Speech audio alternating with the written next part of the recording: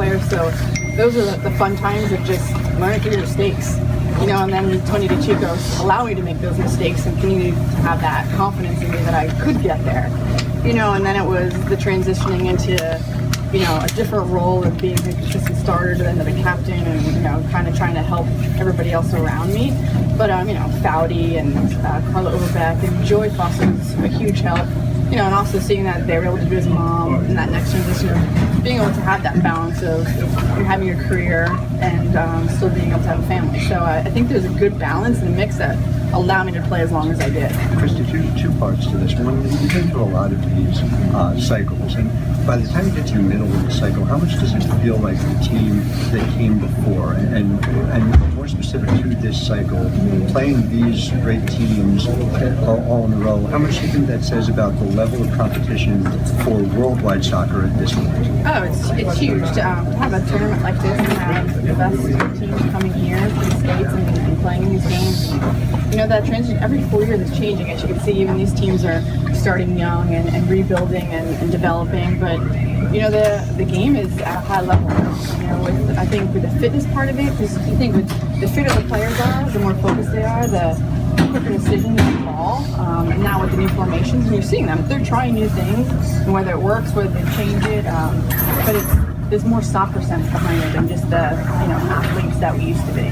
And do you think the U.S. needs to play these high-level games midway through a cycle, maybe in a way that they didn't earlier on in your career? Yeah, because now that not only do they have the challenge of a new faces, new cycles, and new formations, but they're playing in front of big crowds. So you have that pressure too, because early on we weren't playing in front of the big crowds, and so you get to Olympics or World Cup, and then you're almost in shock a little bit of trying to be able to not only play but be able to hear your teammates and have that pressure. But I think the thing that makes this team so great is we do well under pressure. We love the pressure. We actually want that pressure, and we want to be the best in the world, and we have that standard at this level. So I think the girls and the young girls are showing that, improving that, and getting better and better every day.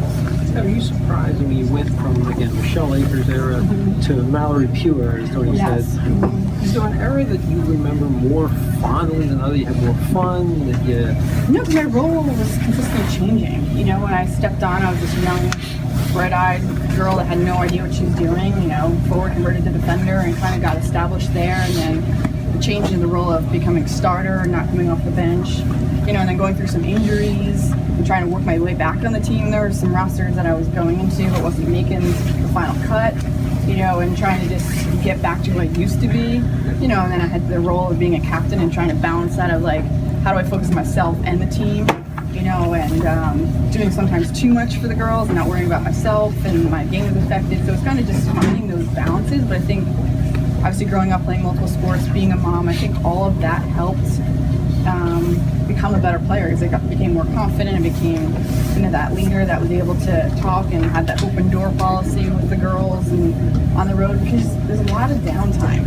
You forget you're on the road a lot, and you see it on the field, but there's a lot of downtime, a lot of things that go on within that locker room and at the hotel that need to be taken care of. So I think being a mom and being able to have the girls come to me and talk to me and have understandings of just life helped, I think, elevate my career, because I did have that confidence and I could shut down on the field. That's what I love to be, is playing. And I think I left everything on the field, and then when I got off the field, I was mom.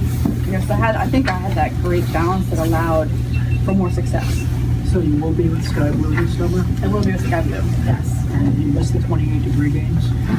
Not at all. I was coaching 2 weeks ago in a tank top and shorts, and then now it's freezing out there. I will not miss those games. When you look at someone on the roster like Pinto, who was actually born after you guys won in '99, what do you think? What goes through your mind? It's crazy, just just really fortunate that I was able to play this amazing game for so long.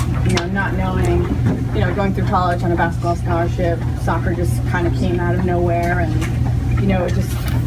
just being able to be blessed and appreciative of what the sport has given me over all these years, and through all the ups and downs. There's so many great memories, and there's so many great stories to pass on to youth, and it's so exciting to see such new faces and new growth, because the game is evolving and changing, and you need that the different personalities on the team. And I think this team is pretty special, and it's hard to break into the rosters and break into those lineups. But these girls can be patient and stay confident, and you'll see.